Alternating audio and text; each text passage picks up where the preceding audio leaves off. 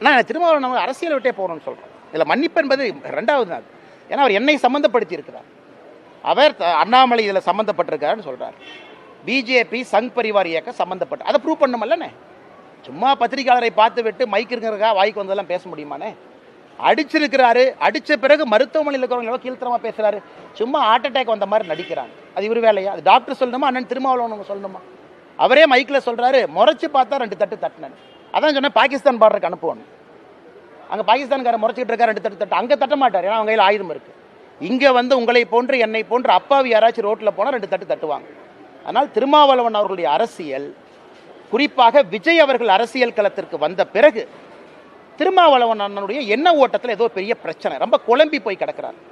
மனசு ஏதோ நினைக்குது, வாய் ஏதோ பேசுது, உடம்பு ஏதோ நினைக்குது, கை ஏதோ நடிக்குது.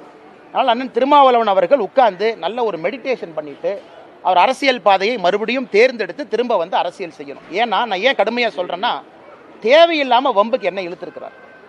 தேவையில்லாமல் என்னுடைய பெயரை கொண்டு, எனக்கு இதான வேலை, திருமாவளவன் எங்கே போகிறாங்க, அவர் கார் எங்கே இருக்குது, பின்னாடி ஆகப்போம், இதான எனக்கு வேறு லைஃப்பில் வேறு வேலையே இல்லை. அதனால் என்னுடைய பதில் என்னென்னா, அண்ணன் திருமாவளவன் அவர்கள் இதை ப்ரூவ் பண்ண முடியலன்னா அரசியல் விட்டு விலகணும். எதற்கு இந்த வன்முறை அரசியலை? தமிழ்நாட்டில் எத்தனை காலத்திற்கு வன்முறையை கையில் எடுத்து அரசியல் செய்வார்கள்? சரியானே?